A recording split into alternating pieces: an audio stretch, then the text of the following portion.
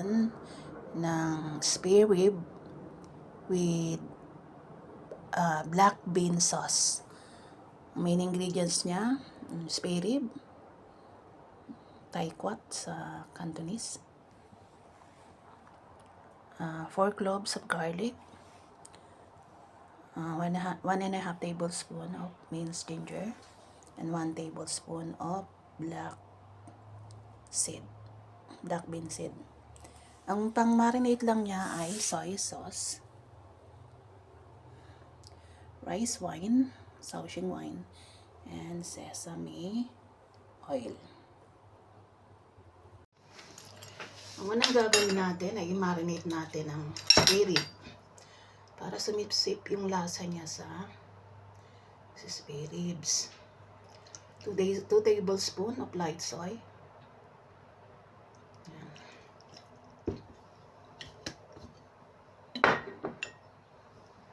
1 tablespoon of rice wine.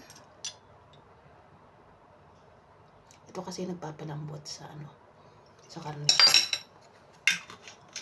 Kaya yung mga karne hinahaluan ng mga rice wine kapag minarinate. Tsaka 1 tablespoon of sugar lang.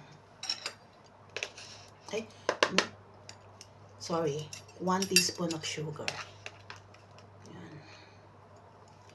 Yan yung pang-marinate niya. Tapos,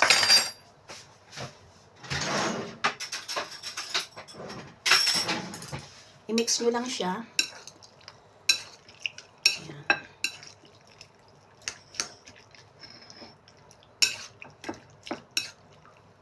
Tapos, pwede nyo nang ilagay itong sibuyas, garlic, and luya, at ang ating nakalimutan ko pong sorry.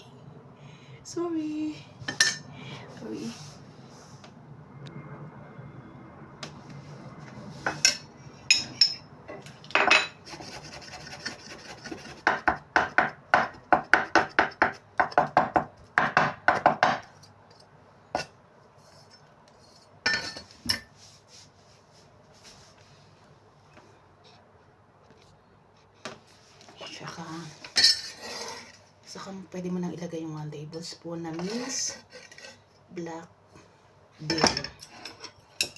Itong black bean, maalat na siya. Kaya kahit hindi nalagyan ng asin, ng salt yung yung karne mo, okay lang. Kasi yung soy sauce, yung light soy sauce, maalat na. Tapos yung black bean sauce, kaya hindi nalalagyan ng asin. Yan, i-marinate mo siya ng 2 oras.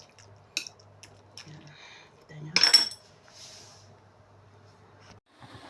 Na-marinate na siya ng 2 hours. Bago ko siya i-steam, lagyan ko siya ng ground pepper.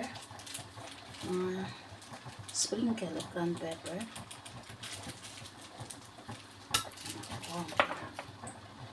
At 2 tablespoons of cornstarch.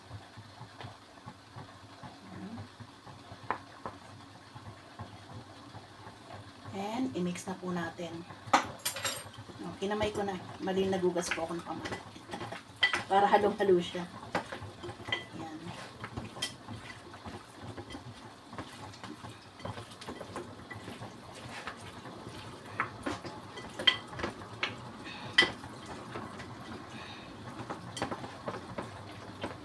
Yan siya.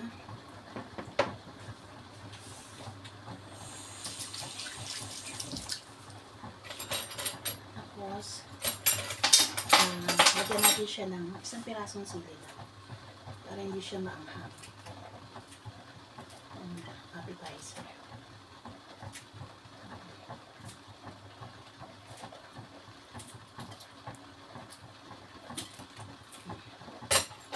Talsik.